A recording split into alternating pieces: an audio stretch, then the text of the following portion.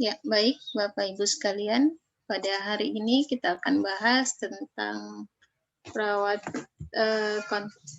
perawatan spiritual. Perawatan spiritual pada korban bencana dan perawatan jenazah serta pencegahan infeksi. Namun ya setelah asesmen di awal beberapa hari yang lalu, saya dipahamkan bahwa Bapak Ibu sekalian mungkin belum pernah ya mendapatkan materi tentang konsep spiritualitas.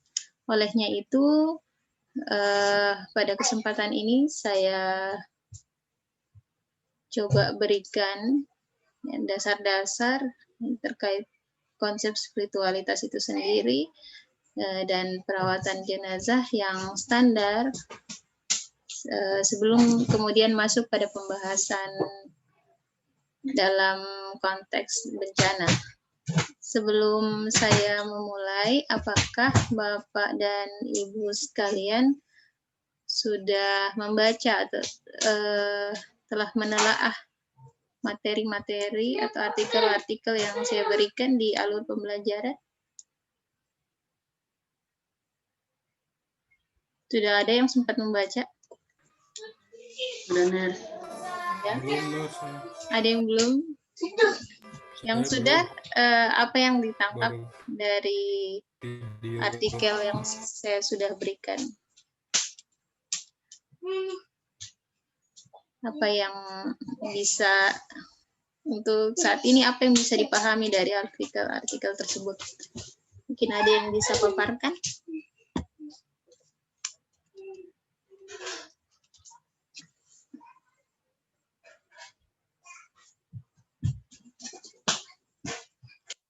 Ada? Belum ada? Baik, saya lanjut saja. Oh yes, Ibu Maria. Silakan Ibu Maria. Ada beberapa artikel yang sudah saya baca yang semalam itu meliputi bagaimana prosedur penanganan jenazah. Kemudian di situ kalau dilihat untuk prosedur itu ada form-form yang harus diisi, misalkan seseorang itu meninggal, ada konfirmasi kembali.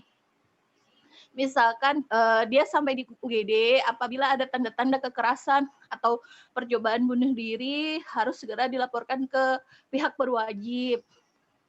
Kemudian untuk pasien yang sudah meninggal, perawat yang bertugas di situ dimulai dari inform consent kepada keluarga bahwa pasien itu sudah meninggal, dijelaskan. Setelah dijelaskan, pasien dilakukan perawatan jenazah sesuai dengan prosedur. Perawat menggunakan PPE, menggunakan APD dengan benar. Dimulai dengan melepas semua atribut yang ada pada pasien, mulai dari selang, kemudian peralatan-peralatan penunjang kesehatannya, penunjang kehidupannya. Kemudian setelah itu selesai baru dibersihkan, dan ada poin penting di situ, tidak boleh menggunakan plester karena akan melukai atau meninggalkan sisa-sisa pada jenazah pasien tersebut, nurse. Jadi ada baru sekitar 3 artikel, nurse, saya baca poin-poinnya di situ.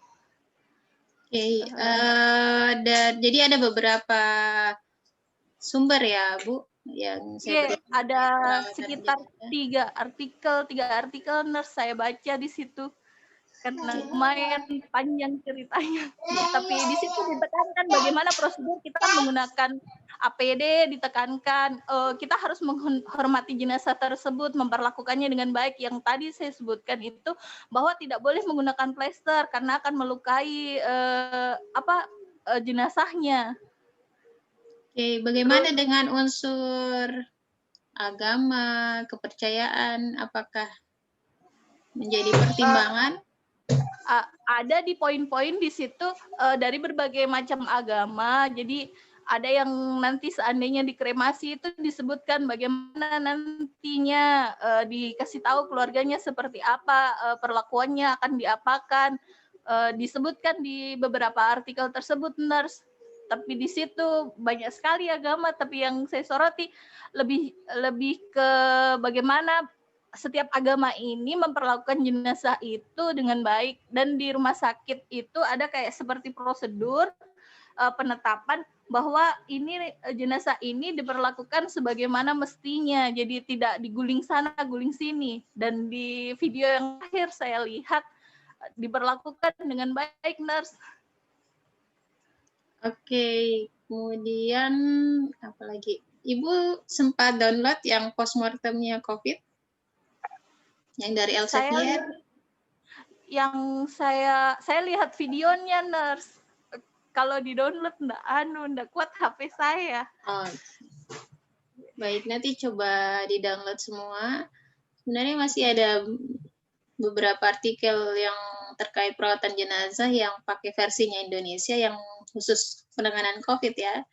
Kalau artikel resmi perawatan jenazah yang standar itu saya juga belum dapatkan untuk yang berbahasa Indonesia. Jadi ya untuk saat ini referensi yang kita pakai yang berbahasa Inggris. Jadi mudah-mudahan Bapak Ibu sekalian bisa mencoba menelaah ya, walaupun bahasanya berbeda, tapi memang konten dari artikel-artikel itu sangat penting untuk kita pahami. Karena untuk negara kita sendiri ya, bahasa kita sendiri itu belum, saya pribadi belum menemukan. Walaupun ya kalau kita buka-buka buku textbook mungkin yang berbahasa Indonesia yang dialih bahasakan dari bahasa Inggris itu ada. Cuma kadang saya sendiri ya, walaupun di slide ini beberapa adalah hasil translatean ya, materinya saya ambil dari buku yang ditranslate juga dari bahasa Inggris. Saya pribadi merasa kadang kalimat-kalimat yang ada dalam buku translatean itu agak susah untuk saya pahami. Jadi beberapa keadaan saya ambil teksnya ya, teks asli dari bahasa Inggris itu sendiri. Jadi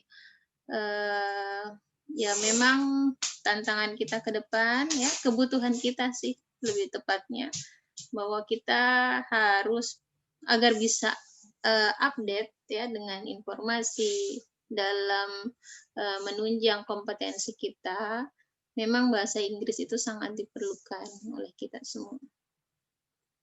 Ya, baik, kita mulai saja terkait konsep spiritualitas dan perawatan jenazah yang standar.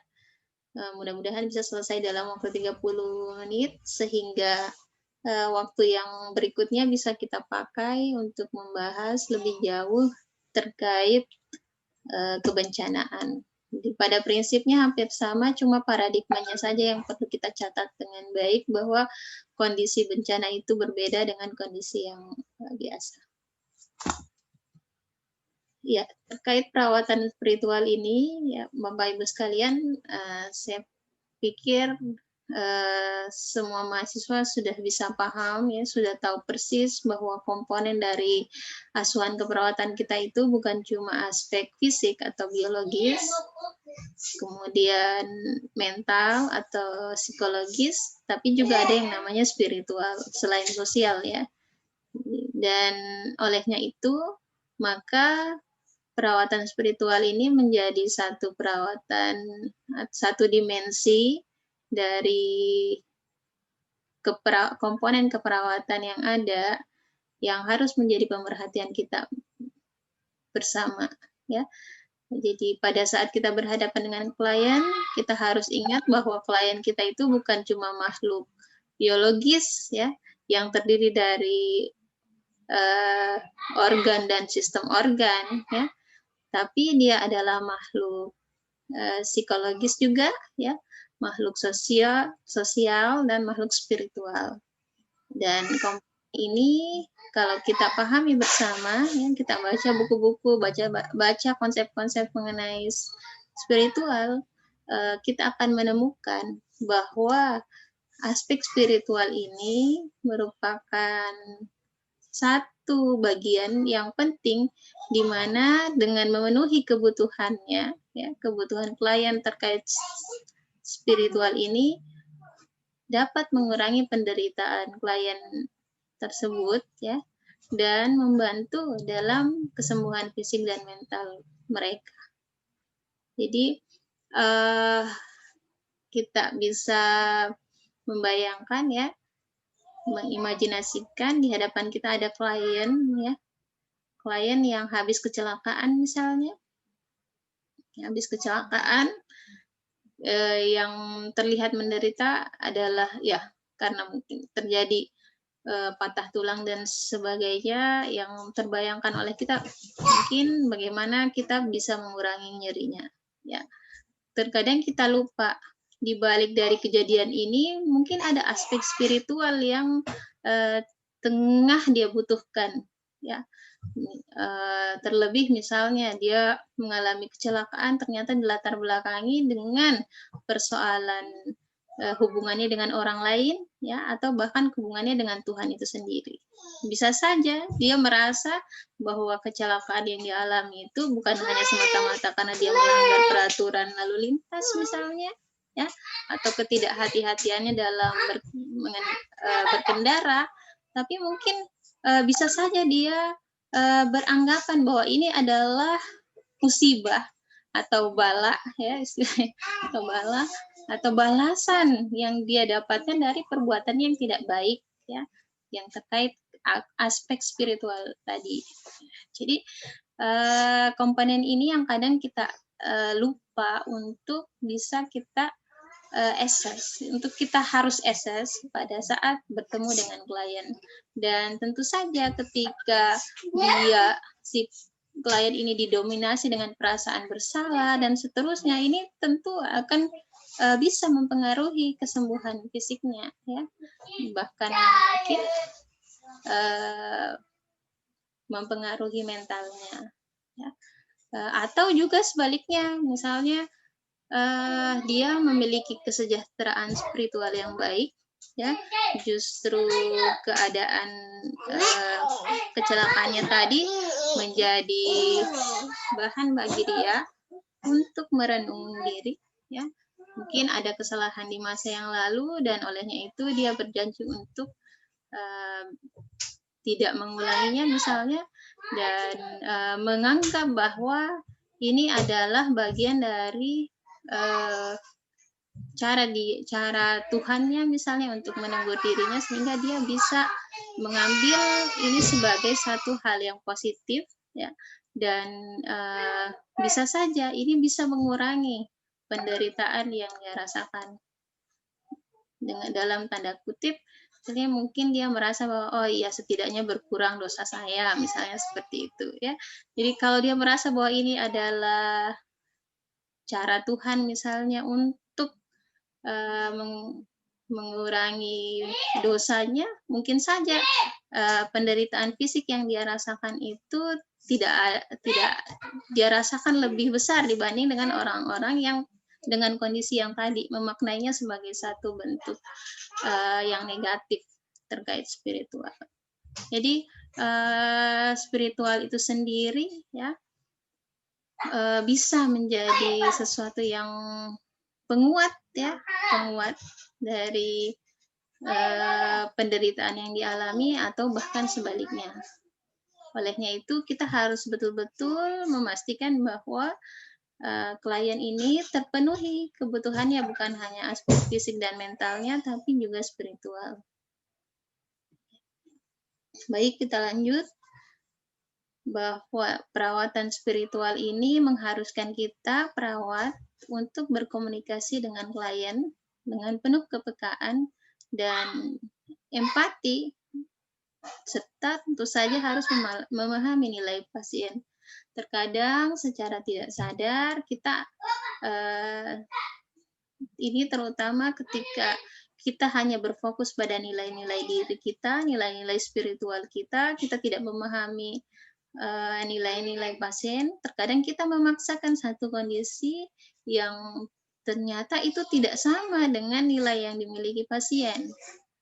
Ya, misalnya untuk yang Muslim, ya, bisa saja untuk si pasien ini menganggap kalau sholat dalam keadaan sakit itu dia tetap harus sholat seperti biasa, misalnya ya, dia tetap harus berwudu misalkan walaupun ada infus di tangannya atau ada perban dan seterusnya ya.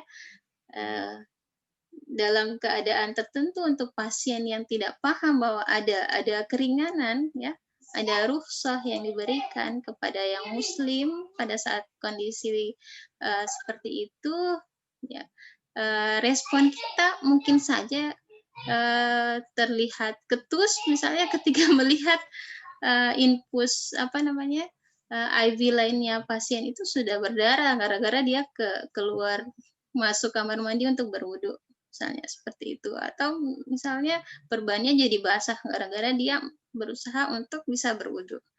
Jadi respon kita yang ketus itu kita harus bisa saja justru akan semakin menambah persoalan spiritual si klien tadi, ya. Olehnya itu memang perawat betul-betul harus memahami ya nilai dirinya sendiri ya, wawasan tentang spiritual yang ada pada dirinya ya, dan juga nilai yang ada pada pasien sehingga dengan demikian bisa saling berkomunikasi ya. Ketika dia hanya memahami bahwa aspek spiritualnya atau wawasan spiritualnya lah yang benar dan yang lain itu salah, bisa saja respon-respon yang dia berikan kepada klien itu menjadi negatif ya pada klien. Nah, jadi ditekankan sekali bahwa ketika kita bicara tentang perawatan spiritual, maka kita harus bisa menempatkan diri pada komunikasi, tindakan, dan juga respon nonverbal dengan penuh kepekaan dan empati yang tinggi pada klien kita. Ya, ketika kita menemukan bahwa perbedaan ini justru mengerucut pada konfrontasi, ya kita minta bantuan kepada penasehat spiritual seperti itu. Ya. Baik. Yang berikutnya ya ini tadi sudah ditekankan bahwa perawat itu harus mengerti bahwa ada tradisi agama dan ekspresi spiritual klien yang mungkin saja berbeda, dan ekspresi spiritual ini tentu menjadi kebutuhan ya, bagi kebutuhan dari klien yang harus kita fasilitasi. Ini tugas kita untuk kita fasilitasi, kita bantu di saat dia memang tidak bisa membantu dirinya sendiri untuk mengekspresikan spiritualnya. Ya, terkait gambaran spiritualitas ini, jadi materi yang konsep spiritualitas ini Bapak Ibu bisa lihat di buku Fundamental of Nursing yang Cozier ini ya. Ini. Kalau yang lama edisi 7 ini dia ada di volume 2. Sekarang kayaknya yang terbaru itu sampai 3 volume. Kita masuk kepada pengertian secara terminologi.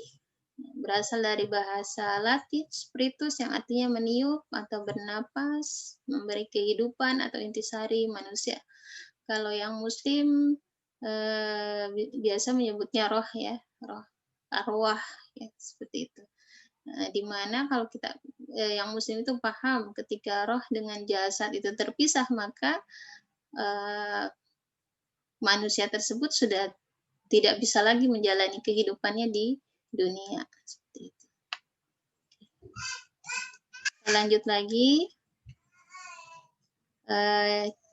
Jadi makna spiritualitas ini ya, adalah terkait bagaimana manusia itu menjadi manusia yang mencari makna. Jadi kita bicara tentang makna. Makna dari hubungan intra, hubungan manusia itu sendiri dengan dirinya, ke dalam, ya, bagaimana dia memaknai dirinya, sebagai apa, dan seterusnya ya. Kemudian memaknai hubungannya dengan orang lain di luar dirinya, termasuk dengan makhluk lain di luar dirinya, ya. Dan juga hubungan dirinya dengan kekuatan yang lebih besar. Entah itu dia maknakan sebagai Tuhan, Allah, ya, atau sesuatu yang lain, kekuatan supranatural yang melebihi dirinya. Dan makna ini tentu saja makna yang mereka pahami secara personal. Olehnya itu, karena ini bicara tentang personal, maka kita harus pahami bahwa setiap orang itu punya pemaknaan tersendiri terhadap dirinya, terhadap orang lain, dan terhadap hubungan dia dengan Tuhannya. Ini menurut Reed ya, 1991. Lanjut. Dengan demikian bahwa spiritualitas itu melibatkan keyakinan dalam hubungan dengan sesuatu yang lebih tinggi, lebih berkuasa dari dirinya, atau memiliki energi yang tidak terbatas. Untuk cakupan aspek spiritual, ini juga bisa membantu kita memaknai spiritual tadi ya, selain definisi yang diberikan. Jadi apa sih spiritual itu? Apa sih dimensi-dimensinya? Apa sih cakupan-cakupannya? Kalau biologis kan jelas ya, ada sistem organ, ya, ada jaringan, ada sel. Kalau spiritual apa aspek-aspeknya? Nah, yang ada dalam cakupan aspek spiritual mengenai Martsov dan Mikley 1998 ini, bahwa spiritual itu berbicara tentang makna. Apa itu makna? Ya, makna ini artinya tujuan yang ingin dicapai, hal yang ingin dituju dari makhluk spiritual itu sendiri, yang mana tujuan ini membuat hidupnya menjadi lebih hidup. Jadi kalau kita bicara tentang spiritual, maka kita bicara tentang makna atau tujuan dari hidupnya, yang mana tujuan ini menjadikan hidupnya itu menjadi lebih hidup. Jadi ada yang dia ingin capai dalam kehidupan ini sehingga dia bisa terus meneruskan kehidupannya. Seperti itu ya. Ada sesuatu yang dia cari sehingga dia bisa menikmati kehidupannya. Ya, atau sebaliknya, seseorang yang mengalami distress spiritual, mengalami masalah spiritual, dia tidak tahu apa tujuan dari kehidupannya. Aspek yang lain adalah nilai. Ya, nilai ini maksudnya bahwa ada keyakinan ya, atau standar-standar yang dia hargai. Kita bisa menerjemahkan ini sebagai aturan agama misalnya ya, atau aturan budaya, atau penghargaan yang dia berikan ya, manusia itu berikan terhadap sesuatu, entah itu bentuknya benda atau kekuatan gaib di luar sana, atau ya termasuk di dalamnya adalah keyakinannya pada Tuhan ya.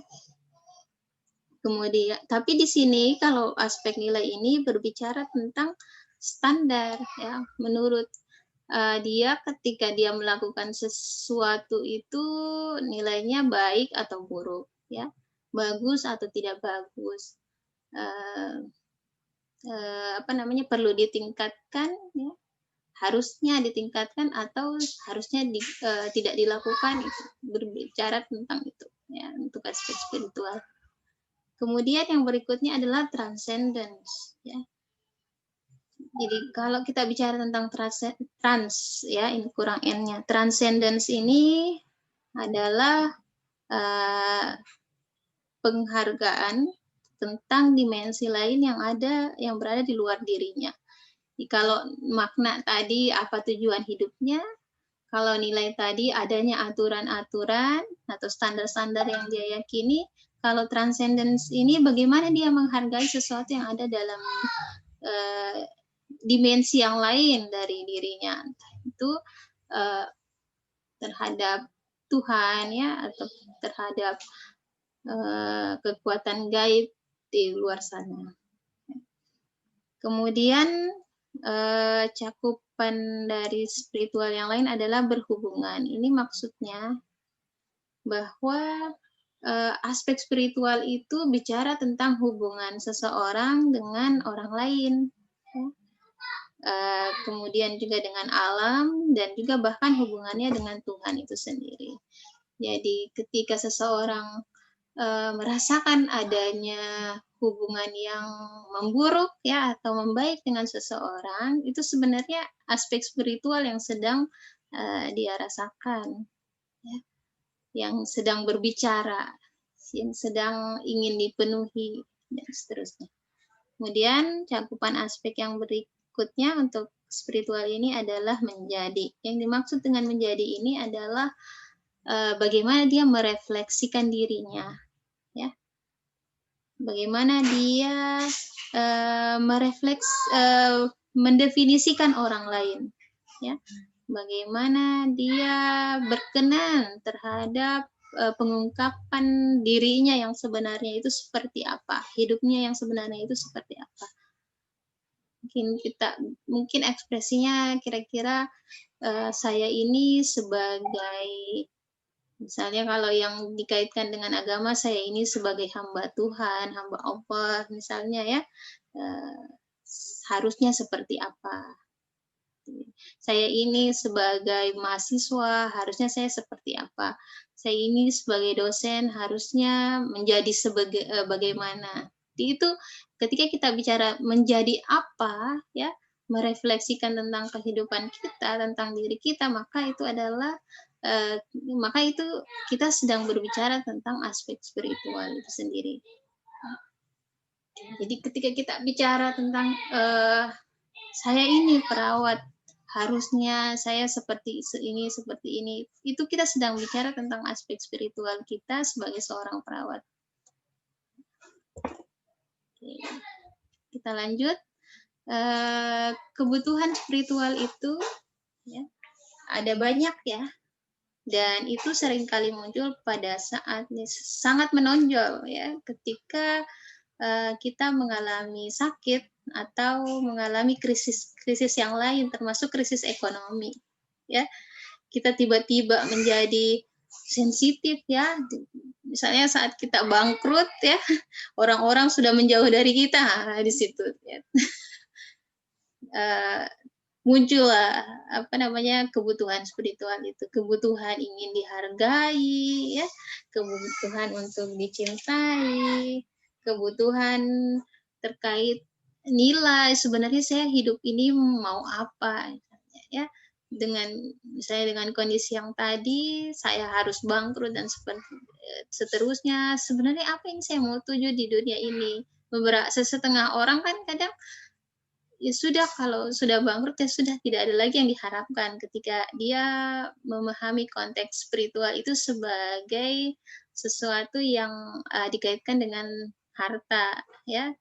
Olehnya itu tidak jarang orang-orang yang seperti ini ketika dia bangkrut dan seterusnya tidak bisa menghadapi tantangan itu, dia memutuskan untuk mengakhiri hidupnya ya. Jadi pada saat itu belum terjadi, kita perawat ketika dihadapkan dengan klien yang seperti itu, kita harus paham bahwa itu adalah kondisi krisis terkait spiritual dari klien, sehingga tugas kita untuk memenuhi ya, membantu dia untuk memenuhi kebutuhan spiritualnya itu. Ya, kebutuhan spiritual yang lain misalnya kebutuhan akan cita, ya, harapan, kebutuhan akan kepercayaan, ya, memaafkan, dimaafkan. Jadi kalau kita ada satu ketika di mana kita tidak bisa tidur gara-gara kita habis salah paham dengan orang lain, ya, merasa takut tidak dimaafkan atau takut muncul di grup gara-gara sudah buat persoalan yang tidak menyenangkan orang lain. Perasaan-perasaan itu sebenarnya menyentuh aspek spiritual, ya. Termasuk kebutuhan diantaranya adalah dihormati. kebutuhan akan martabat. Jadi dengan memahami banyaknya kebutuhan spiritual ini, kita harus paham ya bahwa klien itu ya apapun stratanya, ya apapun pekerjaannya, dia semuanya memiliki kebutuhan ini, ya. Sehingga kita harus pastikan bahwa kita meresponnya dengan cara yang tepat. Ya, kalau tidak, maka kita akan menjadi penyumbang untuk distress spiritualnya juga. Nah, boro-boro untuk memfasilitasi kebutuhannya, tidak jarang kita justru menjadi penyumbang distress spiritualnya. Jadi ya silakan merefleksikan diri, apakah selama ini kita sudah bisa menjadi perawat yang betul-betul memahami kebutuhan spiritual saya. Kita lanjut ya, bahwa kebutuhan spiritual ini Bapak Ibu sekalian, ya, sungguh ini bisa meningkatkan perilaku coping, ya. Dengan adanya pemenuhan kebutuhan spiritual ini, ya seseorang itu bisa saja yang tadinya menderita,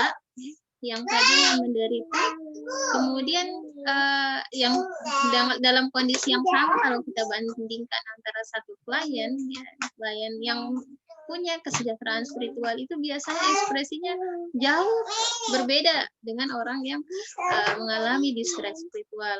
Bahkan ini bisa mempengaruhi proses penyembuhan, ya. Tidak jarang kita menemukan rasa nyeri yang dirasa respon nyeri dari kedua klien yang kurang lebih sama masalahnya itu berbeda. Di antaranya kemungkinan dipengaruhi oleh masalah spiritual ini. Ya. Bahwa pemenuhan kebutuhan spiritual ini dapat meningkatkan perilaku coping. Mungkin Bapak Ibu yang sudah sangat berpengalaman melihat dan men-treat pasien, kita akan bisa lihat biasanya yang dekat, ya walaupun tidak bisa kita samakan bahwa spiritual dengan agama itu ada satu sama lain sama, ya, dia hanya bagian yang bisa saling berkaitan, ya, tapi kita tidak jarang menemukan bahwa pasien yang biasanya sejahtera secara spiritual karena betul-betul terhubung dengan Tuhannya, misalnya itu punya lebih tenang menghadapi penyakitnya dibanding yang lain, ya. Ini yang disebut dengan bagaimana kebutuhan spiritual itu bisa meningkatkan perilaku copingnya, dan tidak jarang ketika ini terpenuhi, dia bisa memperluas sumber-sumber, ya bisa ini kalau istilahnya di dalam bahasa Inggris resources, ya.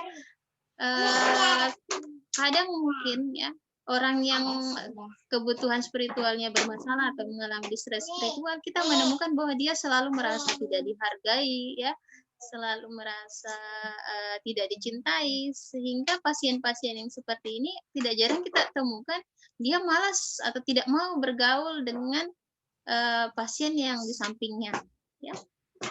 Dan ini justru akan semakin membuat dia akhirnya tidak bisa beradaptasi dengan kondisi masalah kesehatan fisiknya.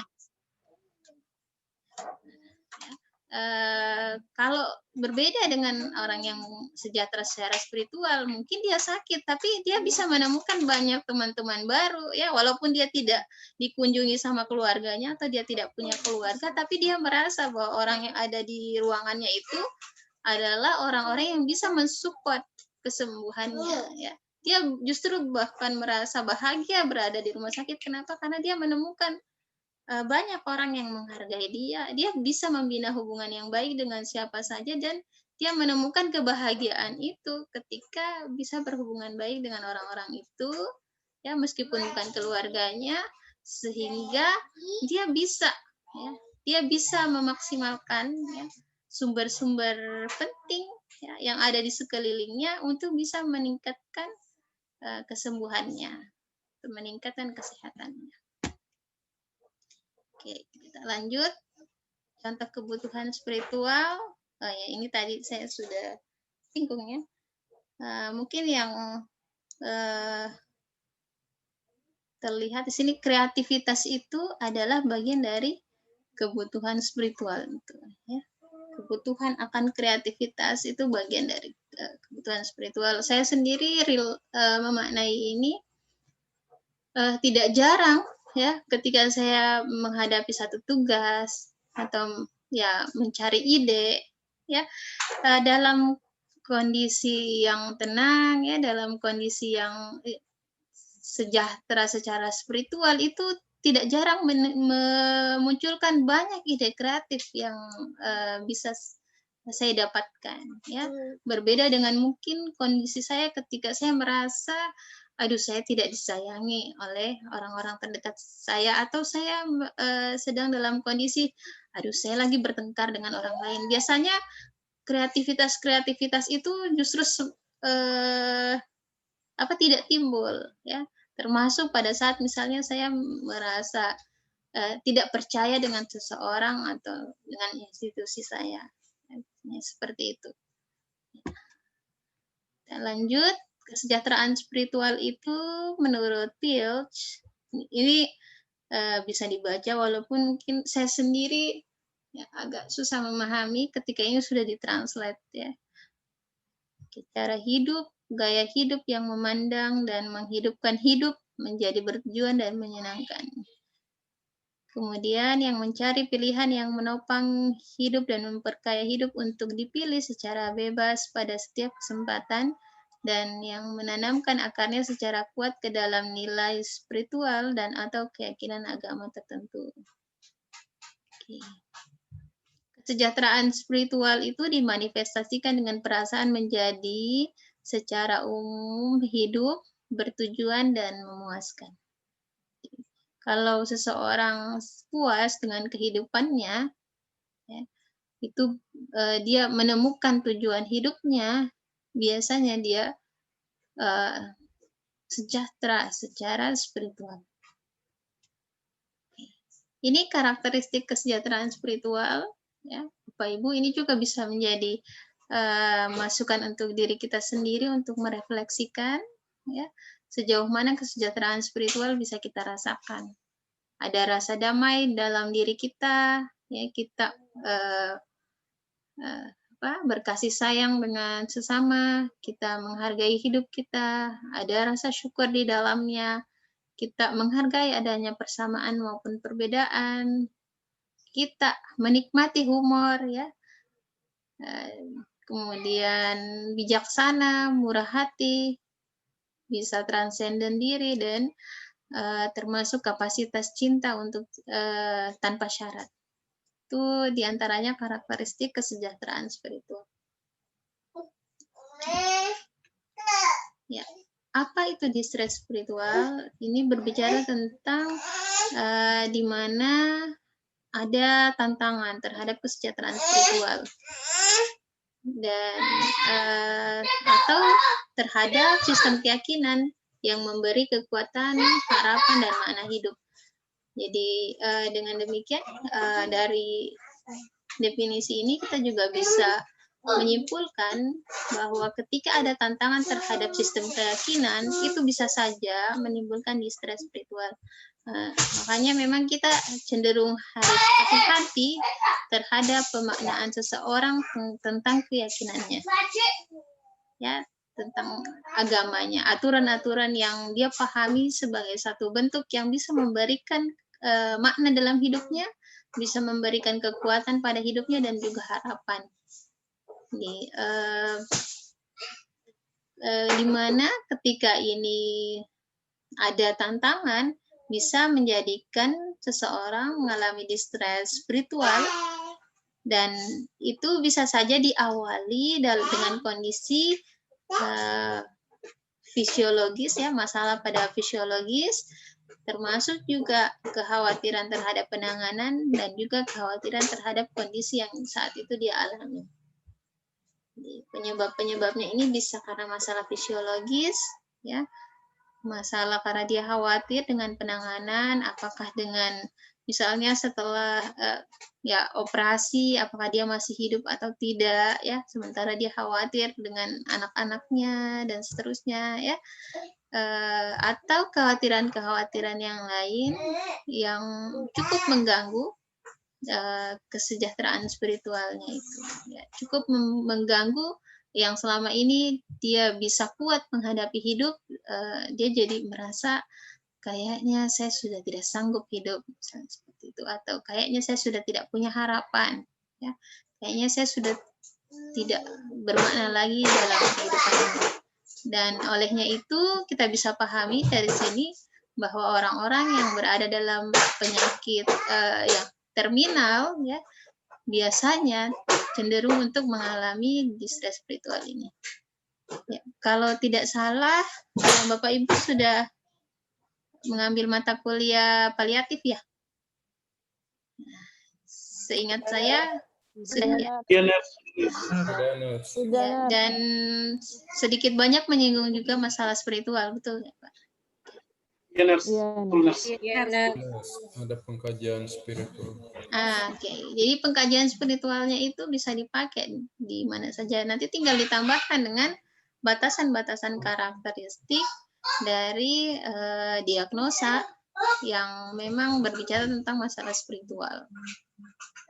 Jadi kalau saya sendiri ya, ya ini hasil bacaan saya, hasil ngajar saya merasa bahwa kita jangan terpenjara dengan format-format yang ada, ya, karena perkembangan pengetahuan itu setiap saat bisa terjadi dan definisi masalah, ya, khususnya kalau masalah spiritual ini mungkin saja berkembang dari hari ke hari. Jadi ketika kita menemukan bahwa ada referensi, ada updatean, ya, ada informasi terbaru terkait spiritual, kita bisa pilah-pilah yang mana yang menjadi aspek tertentu yang berkaitan dengan spiritual itu yang harus kita kaji atau harus kita jadikan sebagai outcome dan juga menjadi intervensi kita dalam asuhan keperawatan kita.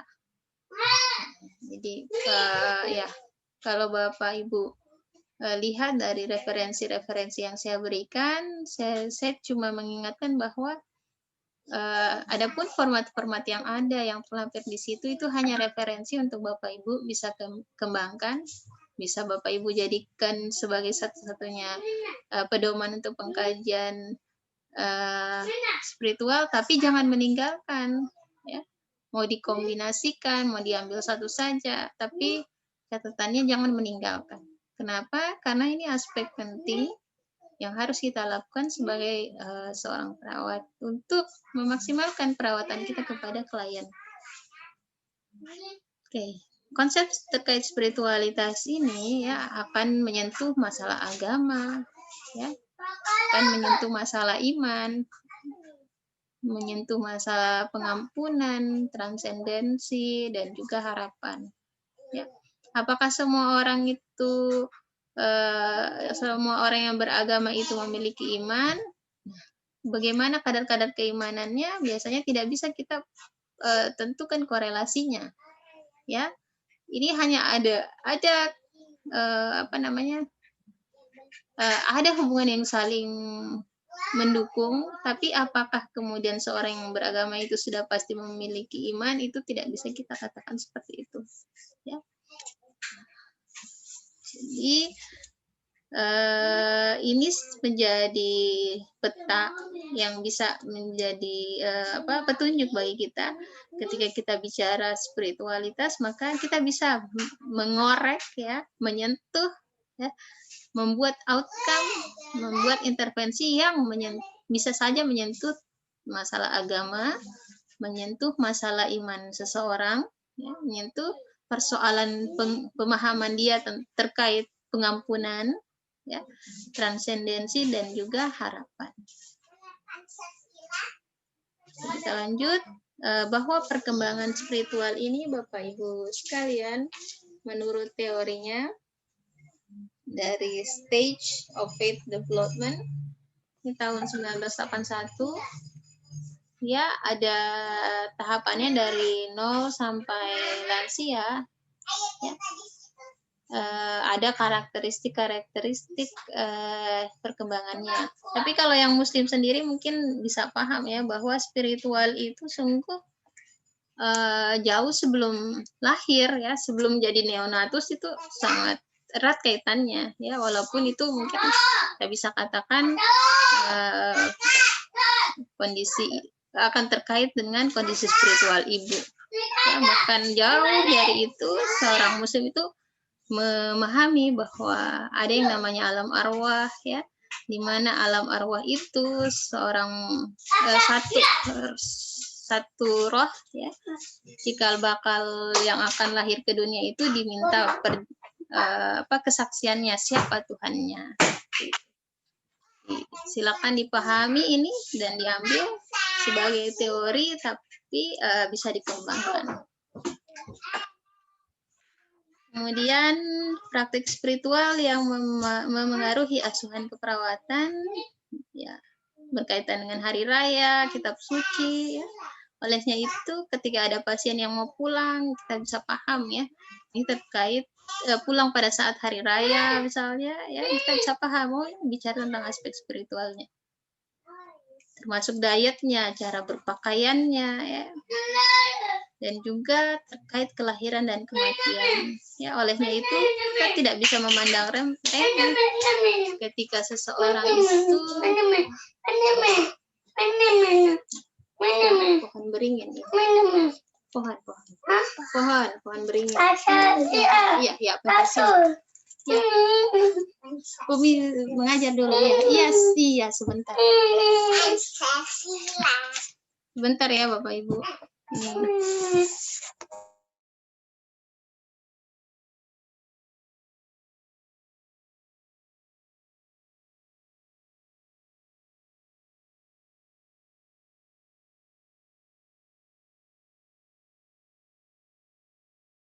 Ya, mohon maaf ya.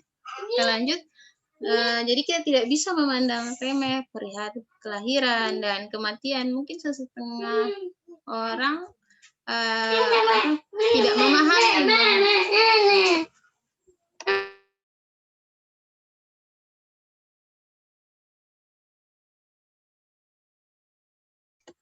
Bisa setengah orang harus peka, tidak memahami bahwa seorang yang lahir itu, kalau untuk yang muslim misalnya dia harus diazankan ya. Ada yang merasa bahwa ketika dia tidak diazankan berarti ada yang bermasalah terkait spiritualnya seperti itu. Kalau di Kristen misalnya dibaptis dan seterusnya, terkait masalah kematian ya ada ritual-ritual tertentu kalau agama-agama tertentu yang kita perlu pahami bahwa itu menjadi hal yang sangat penting yang bisa mempengaruhi kondisi spiritual klien kita ketika kita tidak fasilitasi. Kondisi spiritual pasien terkait tahapan penyakitnya, untuk penyakit akut biasanya ini kan tiba-tiba. Jadi pasien untuk kondisi spiritualnya dia akan melihat kembali. Biasanya dia akan melihat kembali aspek keyakinan dan kepercayaan. Ini sebenarnya kenapa sih saya menderita sakit ini? Kenapa harus saya dan seterusnya? Ya. Untuk yang penyakit kronis ya, dia sudah lama mengalaminya, tapi dengan ya mungkin lama-lama dia terbiasa, tapi ada kondisi spiritual yang perlu kita waspadai juga, perasaan ketidakbebasan ya, ketidakbebasan ketika dia harus diet ya, diet rendah garam terus misalnya, diet kolesterol dan seterusnya ya. Ini bisa menggoyahkan juga aspek spiritualnya ya. Dan bisa saja jatuh pada perasaan ketidakberdayaan dan kehilangan sensitivitas itu. Untuk yang sekarat, yang pasien-pasien terminal, ya bahwa seseorang pada saat kondisi sekarat itu takut akan rasa sakit ya menjelang ajalnya, itu adalah kondisi spiritual yang dialami oleh pasien. Maka kita harus memfasilitasi pada saat sekarat ini, entah itu kita menuntun supaya dia tetap berani menghadapi kondisi sekaratnya, atau mungkin kita bisa panggilkan penasehat spiritual yang bisa menuntun dia dalam kondisi sekarat ini. Ya. Dan tentu saja pada saat keadaan sekarat ini kita harus fasilitasi dia. Misalnya mungkin yang muslim biasanya menghendaki keadaan dalam sekaratnya ini dalam kondisi yang bersih, ya, dalam keadaan berwudu dan seterusnya. Itu menjadi tanggung jawab kita untuk bisa memfasilitasi keadaan ini. Ya. Lanjut proses keperawatan. Pengkajiannya, ya, ada riwayat keperawatan dan riwayat klinis yang harus kita kaji. Itu bisa dilihat di buku Fundamental of Nursing. Ya. Di situ kalau untuk pengkajian riwayat keperawatannya, ya, di antara pertanyaan-pertanyaan yang bisa kita ajukan, ya, apakah ada praktik agama tertentu yang penting bagi Anda, ya? Bagaimana kondisi Anda? Apakah di sini mengganggu praktik keagamaan Anda? Itu di antara pertanyaan-pertanyaan yang bisa kita ajukan pada saat melakukan pengkajian. Kemudian pengkajian klinis, ya, terkait lingkungan. Apakah di sekitar klien ini ada kitab sucinya yang sering dia bawa? Ya, apakah ada tempat yang bisa dia untuk berdoa, beribadah, dan seterusnya. Kemudian perilakunya seperti apa? Apakah dia terlihat berdoa sebelum tidur dan seterusnya? Apakah dia mengalami mimpi buruk dan seterusnya? Membaca literatur keagamaan dan seterusnya. Ini menjadi pengkajian klinis kita terkait spiritual. Termasuk diantaranya adalah verbalisasi. Ya, kita bisa lihat ini pasien misalnya sering zikir, ya, itu bagian dari pengkajian klinis kita. Nah, termasuk hubungan interpersonalnya dengan orang lain, ya, ketika ada yang berkunjung, apakah dia responnya baik atau tidak, itu juga menjadi bagian yang tidak terpisahkan dalam proses pengkajian kita.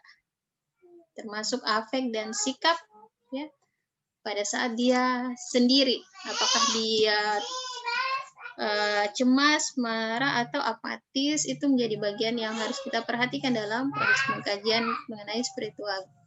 Diagnosa distress spiritual, kesiapan untuk meningkatkan kesejahteraan spiritual, ya, resiko distress spiritual, ini menjadi diagnosa yang muncul di mana masalah spiritual itu sebagai persoalan yang dituliskan di judul diagnosanya. Kemudian spiritual sebagai etiologi, dan ketakutan, harga diri rendah, dan seterusnya. Terlihat bahwa ini kelihatannya sih seperti masalah psikososial, ya, tapi tidak jarang bahwa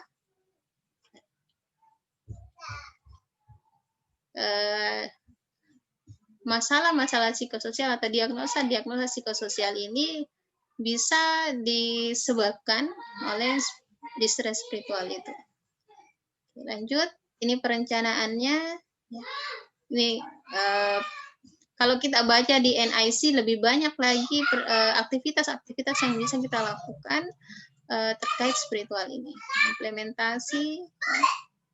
Sebentar nanti akan saya perlihatkan di domain mana NOC dan NIC yang bicara tentang spiritual. Bapak Ibu juga bisa mencari sendiri sih. Oke, untuk yang NOC ada di comfort status, ya, psikospiritual, ada juga di spiritual health. Kalau tidak salah ini di domain 4 atau 5. Kalau yang NIC itu di domain 3, behavior. Oke. Masuk pada perawatan jenazah, bahwa perawatan jenazah ini merupakan aspek penting, merupakan prosedur yang harus kita pahami. Ya, sebagai seorang perawat, ini adalah domain, ya, kelas dari domain 1, yaitu fisiologis basic, ya. Jadi di fisiologis basic ini sebenarnya adalah rangkaian dari prosedur-prosedur dasar yang harusnya kita pahami atau sudah kita dapatkan, ya, terutama Bapak Ibu yang sudah melewati studi D3. Di di NIC ini kita bisa lihat dengan nomor label 1770 postmortem care. Ini perawatan jenazah. Ini rangkaian yang ada di NIC, ya. Tadi di antara prosedur-prosedurnya sudah disebutkan oleh Ibu Maria dari literatur-literatur yang saya sudah berikan. Kemudian kita masuk pada kondisi bencana. Sebelumnya mohon maaf, saya lihat dulu jam ya. Tinggal berapa jam? Oke, sudah masuk jam 2, berarti tinggal 40 menit ya. Saya coba percepat saja.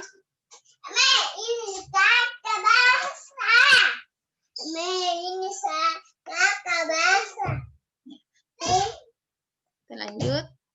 Kenapa begitu?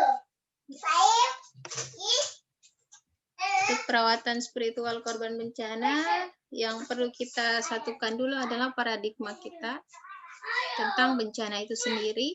Ya. Ini sudah saya singgung di awal bahwa bencana ini berbeda dengan kondisi standar, maka kondisi standar yang saya sudah jelaskan di awal itu akan sedikit berubah pemaknaannya di saat kita menghadapi bencana. Dan apakah itu menjadi tanggung jawab kita untuk memberikan perawatan spiritual, kita bisa diskusikan kembali, ya, apa yang bisa kita lakukan untuk menjamin bahwa korban bencana ini betul-betul dirawat aspek spiritualnya. Ya. Bahwa bencana ini merupakan suatu peristiwa yang mengancam atau terjadi oleh kekuatan yang merusak, ya. Dan ini bisa membuat orang terkilir, ya, anggota keluarganya terpisahkan, ada penghancuran rumah dan rusak, termasuk bisa melukai atau membunuh seseorang. Kondisi ini biasanya akan dikaitkan dengan kondisi di mana manusia itu sendiri tidak bisa memenuhi kebutuhannya tanpa bantuan orang lain. Dan bahkan dalam kondisi tertentu, ya, perawat dihadapkan dengan keadaan resources tidak cukup untuk bisa perawat melayani atau menolong klien secara keseluruhan, ya, untuk yang mengalami bencana. Ya. Sebentar Bapak Ibu, ya. Lihat dulu.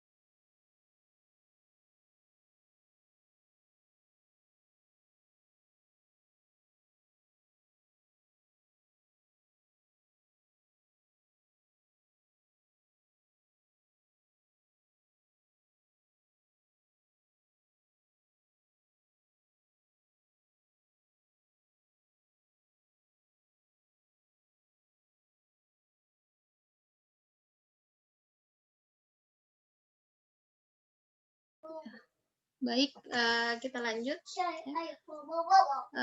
Dalam kondisi bencana, memang akhirnya untuk bisa melayani seluruh korban bencana itu tidak cukup untuk sumber daya perawat memberikan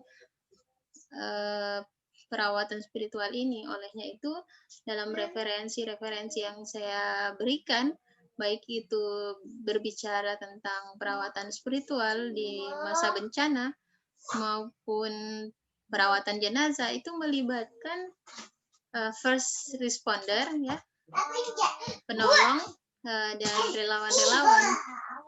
Jadi kita sebagai perawat bisa memberikan guideline, ya, atau petunjuk bagaimana memberikan perawatan spiritual itu, termasuk bagaimana cara mengkaji kepada first responder ini atau relawan-relawan ini untuk bisa memberikan pelayanannya kepada semua korban yang tentu saja pada umumnya akan mengalami distress spiritual, ya, atau masalah spiritual pada kondisi bencana.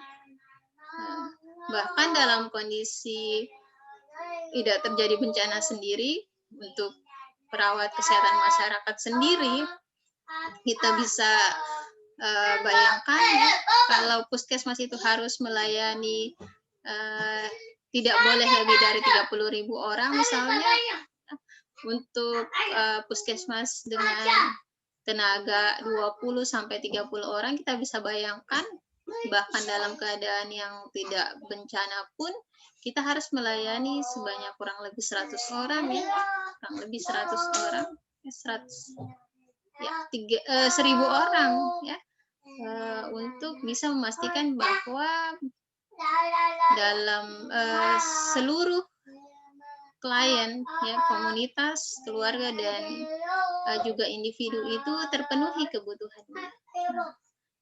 Itu dalam kondisi tidak bencana saja kita memerlukan kader-kader kesehatan. Kita memerlukan bantuan dari lintas sektor untuk memastikan bahwa status kesehatan komunitas itu baik, apalagi dalam kondisi bencana. Olehnya itu memang penekanannya kesimpulan saya sih ketika mendapatkan artikel terkait perawatan spiritual pada bencana dan juga perawatan jenazah, bahwa kita memerlukan orang lain. Olehnya itu, maka kita harus menetapkan guideline atau petunjuk. Namun meskipun kita sudah menetapkan petunjuk, tapi kita tetap harus mengontrol semua itu, karena ini adalah menjadi bagian dari pekerjaan kita sebagai seorang perawat, khususnya perawat kesehatan masyarakat.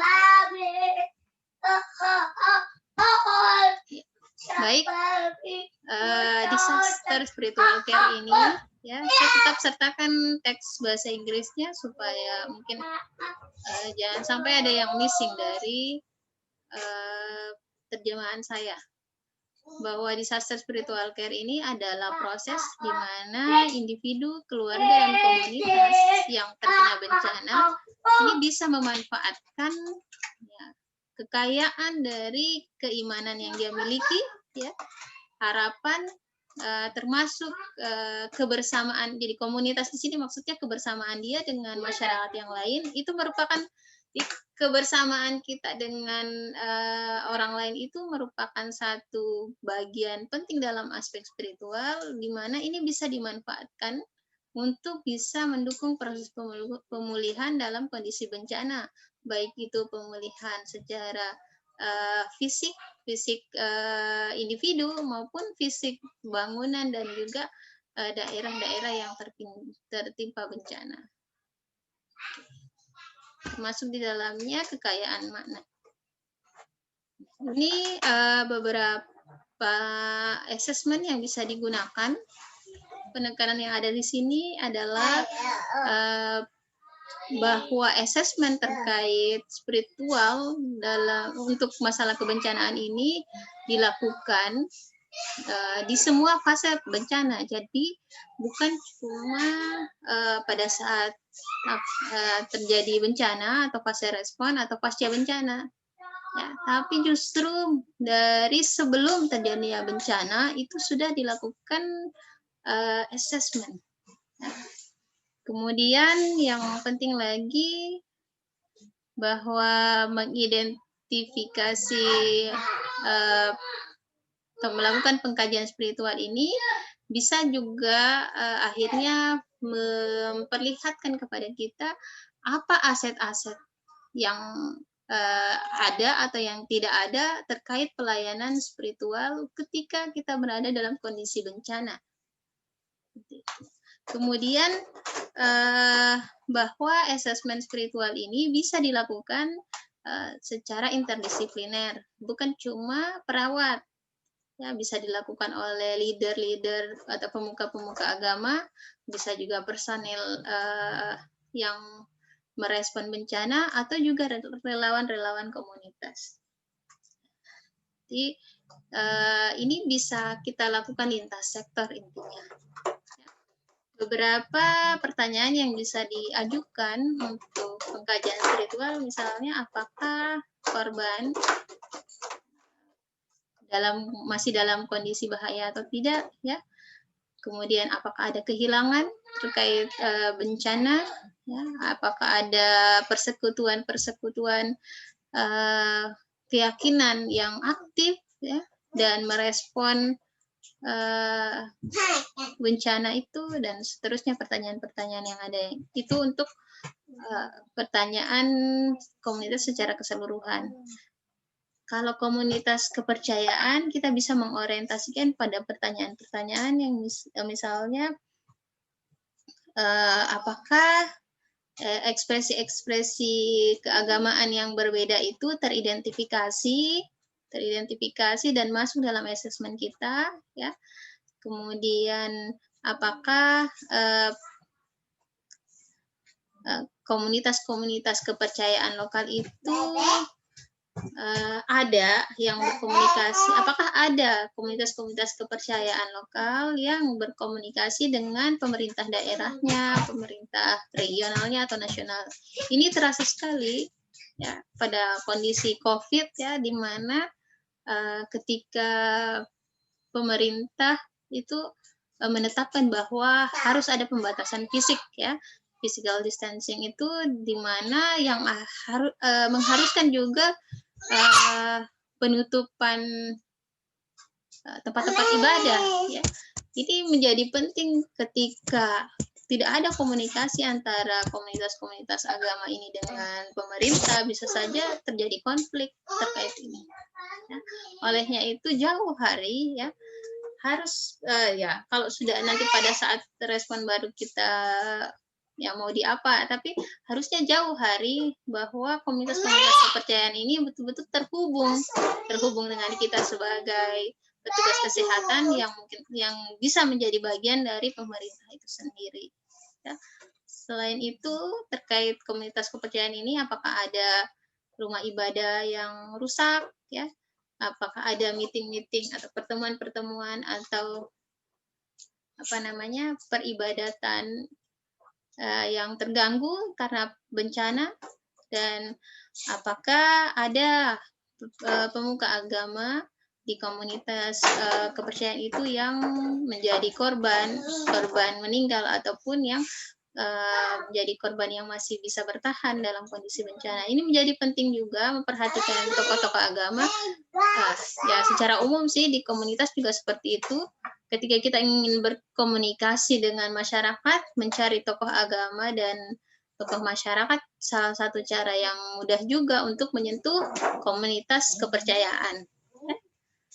Kenapa? Karena umumnya masyarakat yang punya kepercayaan itu akan sangat mempercayai leader-leadernya.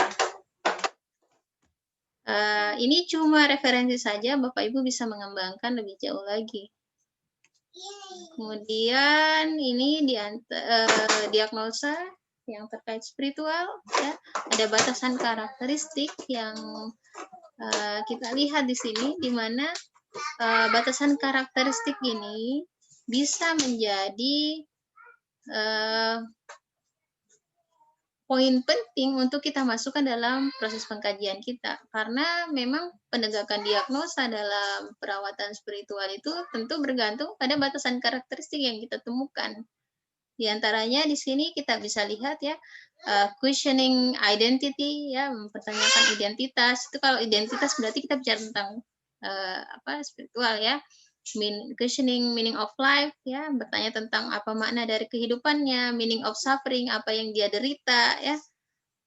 Kemudian apalagi di yang lain yang terkait spiritual ya, separation from support system ya, terpisah dari support system itu juga bagian dari aspek spiritual. Kenapa? Karena spiritualitas itu berbicara tentang bagaimana dia menyatu dengan komunitasnya ya. Tadi di awal sudah dijelaskan. Kemudian ya termasuk di sini refuses to interact with spiritual leader ya. Dia menolak, jadi menolak untuk berinteraksi dengan pemuka penasihat spiritual misalnya. Itu menjadi bagian juga ya, poin yang bisa kita jadi yang harus kita identifikasi untuk bisa menegakkan diagnosa ini. Ya, dan yang lain-lain yang bisa Bapak Ibu baca di sini ada change in spiritual practice ya, request for a spiritual leader ya. Ini ya, kemudian inability to experience the transcendent religious activities ya. Di sini bisa diambil poin-poin yang menjadi bagian dari asesmen kita. Jadi walaupun sudah ada ya misalnya ada contoh yang ini ya, saya sih berharapnya karena kita punya patokan diagnosa, maka kita harus bisa mencari data-data yang dibutuhkan untuk bisa menegakkan diagnosa ini. Jadi format itu hanyalah alat bantu yang bisa kita kembangkan. Dalam updatean berikutnya mungkin di Nanda entah 2021 sampai 2023 bisa saja batasan karakteristiknya ini akan bertambah, dan olehnya itu tentu saja form-form atau borang-borang yang kita gunakan untuk assessment juga akan harusnya kita tambah untuk bisa mendapatkan data lebih mudah dalam penegakan diagnosa. Oke, ini risk for spiritual distress ya, penekanannya sama tadi bahwa batasan karakteristik bisa kita pakai untuk menjadi poin penting dalam melakukan assessment. Oke, ini yang tadi saya sudah singgung beberapa NOC yang bisa kita gunakan ya berdasarkan NOC yang ada ya. Di domain 5 perceived health itu ada yang berbicara tentang comfort status kaitannya dengan psychospiritual. Kemudian ada juga spiritual health itu sendiri. Ini di domain 5 ya, dan kelas U. Lanjut untuk NIC, ini NIC dia ada di domain 3 behavior. Kemudian dia ada di level coping assistant, level R. Situ ada intervensi terkait presence, ya, religious ritual enhancement, spiritual crowd facilitation, dan spiritual support. Kalau kita lihat tadi bahwa Ibu sempat lihat perencanaan dan implementasi, itu kalau kita buka lagi di dalam NIC ini jauh lebih banyak lagi aktivitas-aktivitas yang bisa kita lakukan untuk mensupport masalah spiritual, di stres tadi, atau kesiapan untuk meningkatkan kesejahteraan spiritual, maupun masalah resiko spiritual stres tadi. Jadi untuk mengingatkan saja, ya sama dengan komunitas. Sebentar, ya. Sama dengan komunitas bahwa intervensi kita ini bisa kita ganti atau bisa kita ubah objeknya berdasarkan klien yang kita temui, entah itu individu, keluarga, maupun kelompok maupun komunitas itu sendiri. Jadi untuk kebencanaan tentu saja tetap yang tadi itu individu, keluarga, kelompok, dan juga komunitas itu sendiri. Kemudian terkait perawatan jenazah dan pencegahan infeksi, ini ya mungkin kalau kita lihat ideal sekali ya, dan kayaknya kalau di Indonesia susah dapatnya ini ya. Sebentar Bapak Ibu.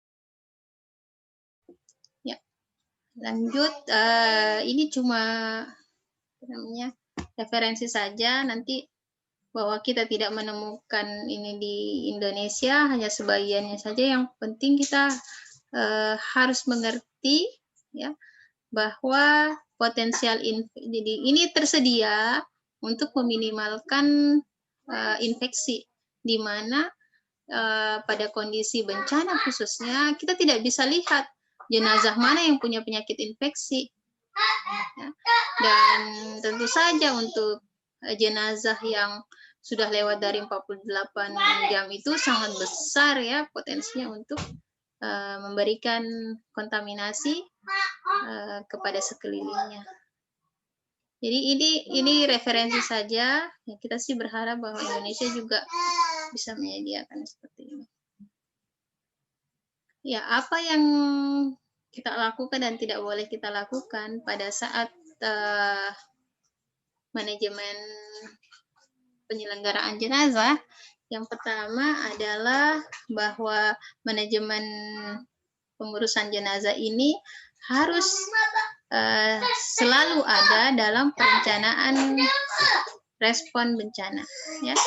Tidak boleh ditiadakan manajemen pengurusan jenazah ini, karena yang paling berpotensi akan menimbulkan secondary disaster itu adalah ketidakbecusan kita dalam memanage jenazah.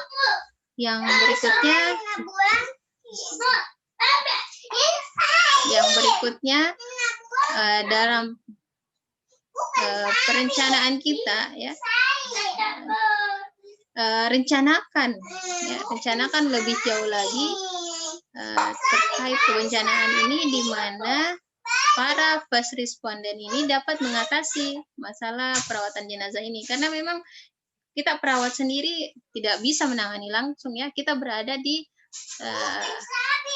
line kedua ya, maka first responder ini betul-betul kita bekali bagaimana mereka bisa memanage jenazah dengan baik ya.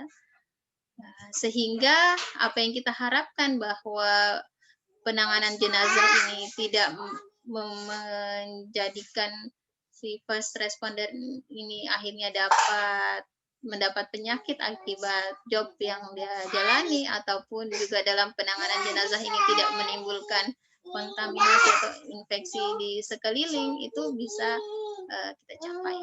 Kemudian kita harus pahami bahwa respon yang cepat dan baik itu akan memudahkan kita semua dalam mengidentifikasi jumlah ya, dan menentukan jumlah berapa yang akhirnya bisa teridentifikasi dari jenazah-jenazah yang ada ya, termasuk dengan memperkirakan berapa banyak lagi jenazah yang akan ada ya, dan memikirkan bagaimana nanti ketika jenazah ini sudah didapat, bagaimana proses identifikasinya dan bagaimana proses penguburannya. Itu kita kalau respon kita bagus di awal, baik di awal, itu akan bisa memudahkan kita untuk melanjutkan manajemen jenazah ini. Yang berikutnya, jangan abaikan persoalan perawatan jenazah ini dalam perencanaan bencana, dan jangan abaikan, ini yang saya harus garis besar ya, jangan abaikan kebutuhan keluarga terkait perawatan jenazah ini. Kalau kita realize kondisi yang terakhir terkait COVID, di mana banyak petugas kesehatan terutama perawat yang menghadapi langsung pasien itu mau tidak mau akhirnya mendapatkan penyerangan terkait masalah COVID, entah itu dianggap sebagai orang yang mengambil keuntungan ya, kemungkinan besar salah satunya adalah karena kita tidak mensupport kebutuhan keluarga ya, diantaranya mungkin misalnya dia ada persangkaan sengaja di apa namanya pemulasaran jenazahnya itu dibuat tertutup, tidak difasilitasi keluarga, kemungkinan besar organnya mau didonorkan dan dijual dan seterusnya ya. Atau juga sangkaan-sangkaan di mana pemulasaran jenazah itu tidak disesuaikan dengan keyakinan ya. Ini akan menjadi bumerang bagi kita petugas kesehatan dan secara umum petugas yang memanage bencana ya, ketika kita tidak memenuhi kebutuhan keluarga tadi. Jadi respon berdukanya mereka bercampur dengan ketidaktahuannya, bercampur dengan hoax yang ada, itu bisa mengacaukan keadaan. Akhirnya apa yang terjadi? Ya distrust itu terjadi, ketidakpercayaan terhadap perawat khususnya itu akhirnya ada karena kebutuhan ini ya. Padahal kalau kita pahami persis dalam konteks keperawatan, memahami klien itu juga harus memahami keluarga. Saya pikir ini Bapak dan Ibu sudah belajar ya dalam keperawatan keluarga. Kita betul-betul harus memfasilitasi keluarga, di mana keluarga ini adalah support system yang sangat penting untuk diperhatikan dalam menangani klien, entah itu klien yang masih hidup ya atau sudah menjadi jenazah. Itu harus betul-betul kita perhatikan dan jangan diabaikan. Baik, ya, yang ini terkait pencegahan infeksi. Ini semua ada di literatur yang saya berikan ya, kecuali yang konsep spiritual tadi, cari di buku yang saya sudah perlihatkan. Bahwa dalam transmisi penyakit infeksi dan berkaitan dengan perawatan jenazah ini, pada umumnya untuk bencana natural itu, korban-korban yang meninggal itu umumnya meninggal akibat cedera, atau tenggelam, atau kebakaran, dan juga mungkin bukan karena penyakit ya. Dan pada saat yang sama terkait kematian ini bisa saja mereka juga tidak mengalami penyakit infeksi ya, dan bahwa korban-korban ini kemungkinan juga punya penyakit infeksi yang proses transmisinya melalui peredaran darah seperti hepatitis, HIV, ya, kemudian tuberkulosis, dan penyakit berjangkit lainnya, itu juga kita harus pertimbangkan. Dan karena ini, maka tadi mungkin sudah disinggung sama Ibu Maria, kita harus pastikan bahwa APD kita itu betul-betul mempertimbangkan semua hal ini. Betul bahwa memang mungkin dia tidak sakit ya, dia tidak sakit COVID ya, tapi siapa yang tahu ya, siapa yang tahu bahwa dia menderita penyakit COVID pada saat itu, kemudian terjadi bencana. Jadi ini menjadi isu juga. Saya lihat di Facebook kemarin ya, saya punya dosen di kebencanaan itu menegaskan bahwa relawan itu harus menggunakan APD secara full ya dalam menangani korban bencana, dan ini sangat-sangat ditentang oleh masyarakat di sekitar itu, di bencana apa yang kemarin di Sulawesi Selatan. Terlihat sekali respon masyarakat itu sangat-sangat menular, tapi kita tidak mau mengambil resiko. Kita harus pastikan bahwa semua menggunakan APD. Ya, siapa yang sangka bahwa mereka menderita COVID atau tidak? Itu menjadi pertimbangan kita dalam pemulasaran jenazah. Ya, resiko terhadap publik ya, kepada masyarakat, bahwa pemulasaran jenazah yang tidak baik atau manajemen pemulasaran jenazah yang tidak baik ini bisa menimbulkan resiko terkontaminasinya air minum ya oleh material seperti feses yang dikeluarkan oleh jenazah-jenazah yang ada yang mungkin bisa mengakibatkan diare. Kalau terjadi diare akibat ini bisa-bisa menjadi bencana kedua. Olehnya itu memahami ini untuk first responden kita, yang relawan-relawan yang menjadi perpanjangan tangan kita untuk pemulasaran jenazah, kita harus pastikan bahwa mereka memahami bagaimana mekanisme penyakit berjangkit itu. Ya. Kemudian bahwa yang menjadi perpanjangan tangan kita itu betul-betul berada dalam resiko, berada dalam hazard, bahaya. Yang pertama, resiko cedera karena mungkin lingkungan tempat bencana itu bisa jadi karena bangunan yang runtuh, ya, atau cuaca yang sangat panas, atau bahkan sebaliknya hipotermia dan seterusnya, dan juga bisa mengalami tetanus. Hal yang lain adalah problem psikososial, timbulnya stigma seperti yang saya utarakan tadi, ya. Ada stigma yang terkait pemulasaran jenazah ini.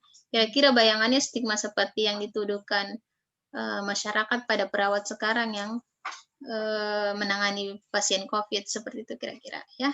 Kemudian ya hazard yang lain adalah masyarakat tidak percaya pada tim yang pemulasaran jenazah ini karena mungkin merasa bahwa mereka tidak punya kapasitas untuk pemulasaran jenazah, khususnya terkait keyakinan yang dialami atau keyakinan yang dimiliki oleh si jenazah, atau terkait juga yang isu-isu tadi, jangan sampai ada sengaja, ya, ketika tidak disertakan saksi, kemungkinan mereka mengambil organ-organ yang mengakibatkan jenazahnya tidak utuh pada saat proses pemulasaran jenazah. Jadi ini hazard, ini bahaya yang bisa dialami oleh first responder, ya, pada saat proses manajemen pemulasaran jenazah. Jadi bukan cuma penyakit berjangkit yang bisa menjadi resiko, tapi kecederaan, ya, kemudian masalah stigma dan juga ketidakpercayaan masyarakat, ya, yang bisa berujung kepada kemarahan. Kalau masyarakat marah itu bisa bawa parang, ya, itu harus menjadi pertimbangan kita.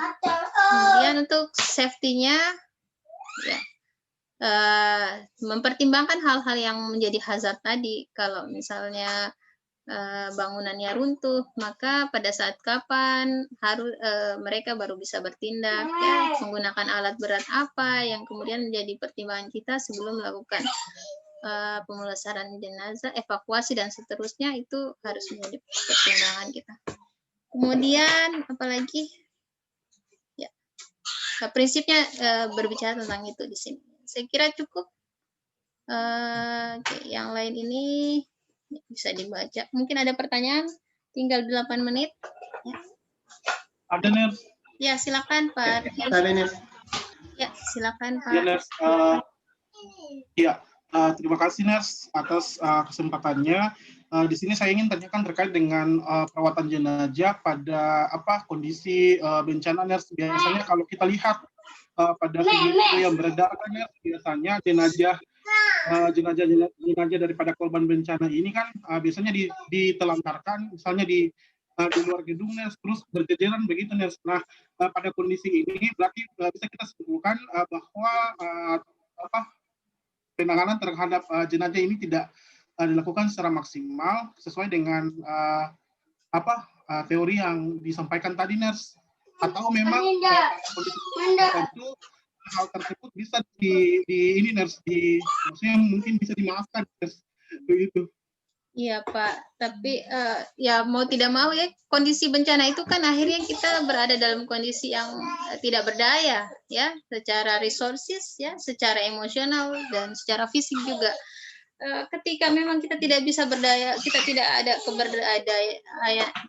keberdayaan itu dan resources kurang, mau tidak mau, tapi kita harus pikirkan, inilah sebenarnya pentingnya disaster planning jauh hari sebelum terjadinya bencana, ya, sehingga kita bisa memperkirakan dengan misalnya masyarakat Makassar dengan 1,5 juta, dengan potensi ada kebakaran ya, potensi ya tsunami mungkin jauh-jauh ya, gempa juga tidak, tapi yang paling sering itu adalah kebakaran.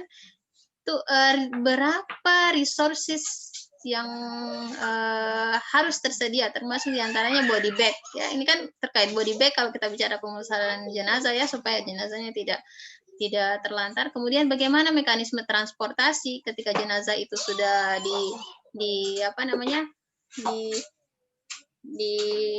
dimasukkan dalam body bag. Kemudian bagaimana refrigerator yang tersedia dalam proses identifikasi, karena kan kita tahu persis bahwa proses identifikasi ini juga selain berlangsung ya kalau tidak cukup resources, tidak cukup orang yang orang forensik juga akhirnya jadi lambat ya. Bagaimana kalau tidak cukup juga lemari es pendinginnya ya. Sementara jenazah cuma bisa 48 jam paling maksimal, kalau tidak itu akan berpotensi untuk terjangkit. Maka mau tidak mau yang harus kita pikirkan, oh ini saya belum tampilkan yang tadi ya. Seperti ini yang di Thailand pada saat jadi tsunami, mereka buat penguburan temporer ya. Jadi untuk bisa mengantisipasi secondary disaster juga, gara-gara misalnya terlantar begitu saja jenazah, ya baik dikuburkan dulu untuk proses identifikasinya, nanti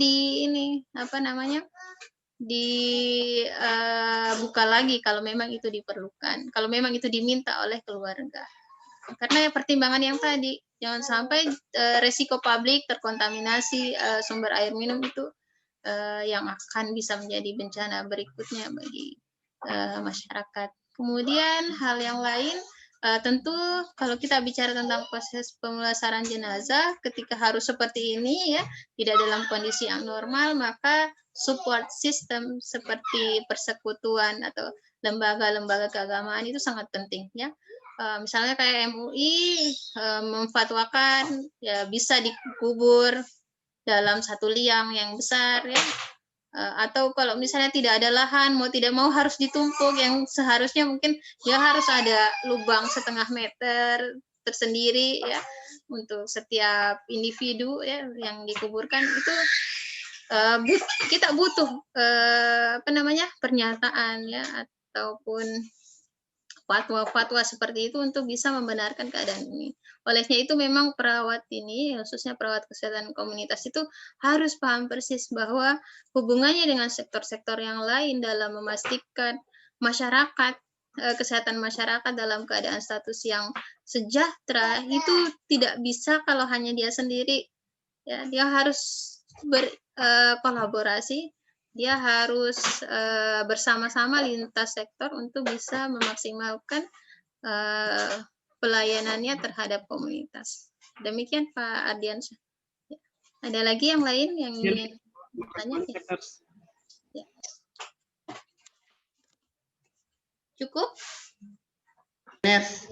Yes. Pak Abraham kah? Saya kenal suaranya. Yes, Pak Abraham. Ini saya cuma mau menanyakan tentang jurnalnya yang sudah saya baca. Di situ bahwa misalnya nih tokoh-tokoh agama dia memerlukan sertifikat khusus, misalnya dari Collaboration of Council. Nah, misalnya kalau di Indonesia, apakah memang perlu bahwa tiap-tiap tokoh agama ini sebelum mereka melakukan pengelayatan terhadap jenazah ini, apakah memang perlu seperti yang ada di dalam jurnal tersebut? Ya, betul sekali, bagus sekali pertanyaannya. Ini terkait isu juga ya. Kalau di beberapa waktu lalu kebetulan kita masuk dalam tim bencananya COVID juga. Ada isu yang di Rumah Sakit Daya, mungkin teman-teman yang di Makassar tahu persis ya. Ada satu ALEK yang menjadi tim pemulasaran jenazah, ya, pemulasaran jenazah yang kemudian bertanda tangan untuk bisa memulangkan pasien yang belum keluar hasil labnya, hasil swabnya belum keluar. Ini ya tindakan seperti itu akhirnya menimbulkan resiko. Ya, di satu sisi kurang enak juga mungkin ya pihak rumah sakit bahwa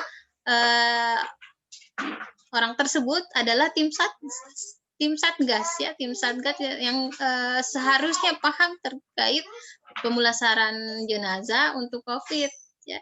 Jadi memang sangat penting untuk melakukan sertifikasi ini. Kenapa? Karena tindakan yang tadi yang uncontrol, kita bisa bilang itu uncontrol ya. Dia menggunakan posisinya, satu sisi sebagai ALEK ya, satu sisi sebagai tim satgas, menjadi contoh. Kalau saya sendiri ya contoh yang tidak baik ketika memutuskan menjaminkan dirinya untuk bisa memulangkan pasien yang belum keluar hasil swabnya tadi. Olehnya itu memang ketika ya sama halnya kita perawat yang harus keluar STR-nya ya. Di mana keluar STR itu tentu karena kita punya kompetensi, kita paham persis resiko pekerjaan kita, ya kita paham persis bagaimana seharusnya bertindak untuk keadaan-keadaan tertentu, maka first responder, ya relawan-relawan itu harus dikredensial juga, ya harus punya sertifikat, ya harus lulus kompetensi-kompetensi khusus untuk bisa melakukan pemulasaran jenazah itu. Karena kalau tidak isunya seperti tadi ya, dia adalah tim satgas ya, tapi kemudian bertindak seperti itu di tengah pandemi yang memprihatinkan. Demikian Pak Abraham ya, memang harus ada sertifikasi. Ya, terima kasih Nes. Ya, sama-sama. Yang lain masih ada? Baik Bapak Ibu sekalian, jika tidak ada, alhamdulillah ini pas 14.40. Mudah-mudahan informasi yang saya berikan bisa bermanfaat dan bisa digunakan jadi bekal bagi Bapak Ibu sekalian sebagai perawat nantinya, perawat nurse ya. Baik, saya akhiri. Mohon maaf atas segala kekurangan. Assalamualaikum warahmatullahi wabarakatuh dan selamat sore. Waalaikumsalam warahmatullahi wabarakatuh. Terima kasih. Sama-sama Bapak Ibu. Saya end meetingnya.